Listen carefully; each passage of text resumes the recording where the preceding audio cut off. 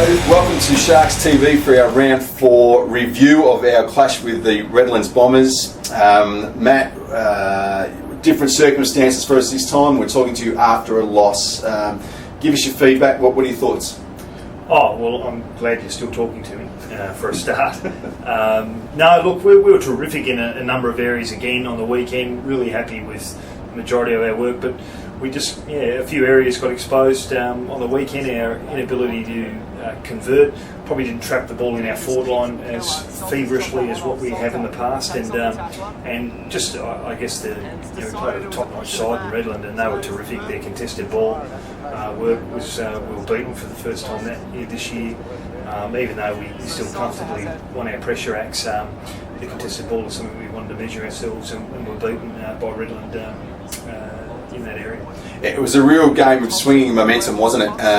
We had an opportunity, I think, early to, when you say convert, put 4 or 5 on the board. Redlands came out in the second quarter and really, late put 4 or 5 on the board, and then momentum swung back the other way. So it was sort of a real seesawing game. Yeah, absolutely. I think they had 2 goals within the first 3 minutes of the game, and then we proceeded to kick the next 1 goal 6. So that's obviously an area that individuals, we need to give them the support so that they feel comfortable taking responsibility for finishing off the hard work that we're doing up the ground in the midfield and down back. And the players are well aware of that. It's not a big deal. I guess it'd be a big deal if you kick 1 goal 6, but that's all you had scoring shot-wise for the half or for the game. We're creating plenty of opportunities. We actually had more inside 50s than Redland on the weekend. So we're really comfortable with the brand of footy we're trying to play. I guess at the end of the day, you do look at the scoreboard at the end of the game. You try not to worry about it during the game, but you do look at it and you think, okay, well, there's some similar patterns here that we need to address. So, do we do anything different on the track this week to try and compensate for that or correct it? No, look, the guys that are missing the goals, which is not really the major part of the problem, but they're beautiful kicks, and they've been doing their own individual work on that, so we won't be putting any more significance on that.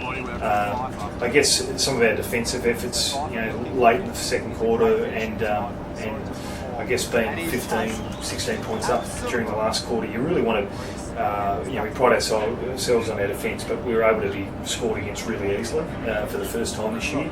So that's an area that we'll work on during the week, for sure. Excellent. So we prepare now for Eastlake down in Canberra, and then we've got NT the following week in Darwin. Is this a bit of a taper time? Do we sort of back off given we've got 2 travels? No, not at all. We've actually got quite a strong week ahead of us that we've already pre-planned. We gave the boys the rest of the Easter weekend off, so tonight, Tuesday night, we're first night at the club since the game. We will do a review.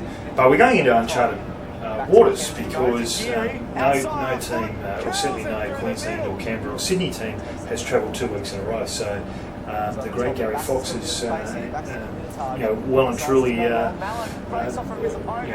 delighting himself with the organisation of that, and making sure that we're prepared, we play well and recover 2 weeks in a row and travelling the States. Quite exciting. Absolutely. So if we just go back to the Redlands game for a moment, there's a lot of positives to take out of that. It got inside 51 times. The tackling pressure was definitely up, absolutely. What do we learn from that? I mean, we almost dominated parts of the game. What do we learn from that for next time? Different structures, or we just go in? Oh, possibly. Yeah, I think what we do is we learn a bit about the opposition and how they play. Probably more so than what we knew going into the game, but also just how we defend. We changed the tempo of the game, and we didn't do that on the weekend. Even when we got our noses in front, we still wanted to play like we were 10 goals up.